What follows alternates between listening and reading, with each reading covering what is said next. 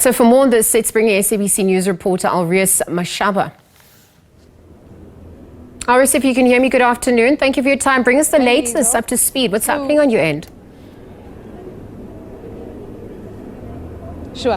I am standing with the Chief Engineer for the Africa Space and Innovation Center at the Cape Peninsula University of Technology, Nyameko Royi. Hi Nyameko, thanks for joining us. Thank you very much, ma'am. Lovely to be here.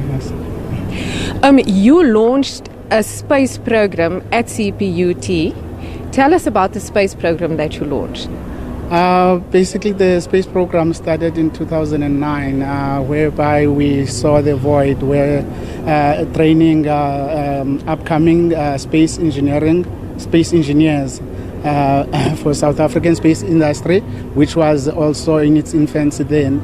So we saw an opportunity to train master's students to accomplish that, so that there is enough human capital once the space program kicked off. As a result, when SANSA was established in 2010, we were already rolling with the program, as at least we had students that were already doing their master's theses. Yes. You've built nano satellites. Did you actually launch them into space?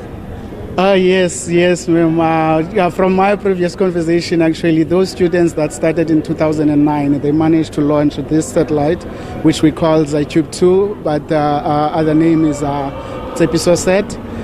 We've launched it in 2013. It was a very interesting project for us because it was the first time that we engaged in space.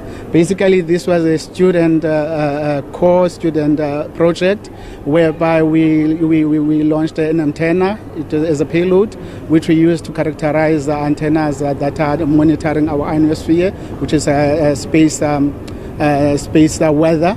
From our ionosphere. So we characterize those antennas using the satellite. From there on, in 2018, we launched the second satellite, which is CPUT.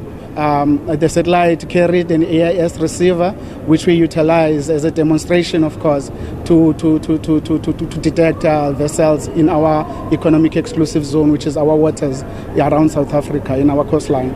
So that demonstration was successful, and as well, just to add into that satellite, we had a K-line sensor, which we used to monitor fault fires. It was still a technology that hasn't been used because we're detecting potassium instead of using the thermal sensors that are normally used. That was the second satellite. So you're actually using the satellite now to monitor fault fires and then give information through to the relevant people that actually need to, like the fire brigade and so on?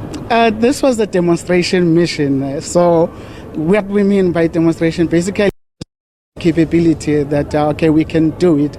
So now, in order to do the exact monitoring, then we'll need to build a constellation of this same satellite. Then that will be a perfect system now, a complete system that will monitor the fire, and then we'll be able to notify the relative stakeholders once we have a constellation. This one was mostly just for demonstration purposes, where we took pictures and then we saw. The satellite is already decommissioned now because it's already spent 5 years in space, so we're no longer using it at the moment. Can you tell us about the other two satellites that you launched? We launched 3 of our MDA satellites last year, the 13th of January. Those satellites, basically, it's a constellation of satellites, although they are in the same orbital plane. But the reason for us to launch 3 actually was more to capture more data.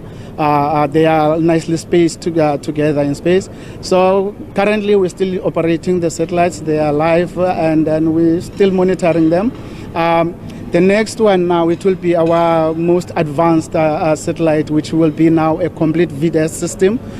What do I mean about complete VDES system? Is like we've got AIS. We've already demonstrated the capability of AIS with the VDES data exchange system, whereby we can send data, we can send application-specific messages within the same band. The band spectrum was the ITU in 2019 actually approved a marine dedicated frequency band, which is what we have now. We're going to launch, we're building for next year. Hopefully we will complete the flight models in between March, I think. Yeah, by the end of March we should have a complete flight models, and then we have a space-ready models by April. At the date of launch, we have not set a date yet. Yes, thank you. Thank you, Liesel. That is coming to you from the Cape Town International Convention Centre at the GEO Summit, where we see how engineers, scientists, people from all walks of life coming together to get information and distribute information on the earth and how we can do our bit to protect the earth. Back to you, Liesel.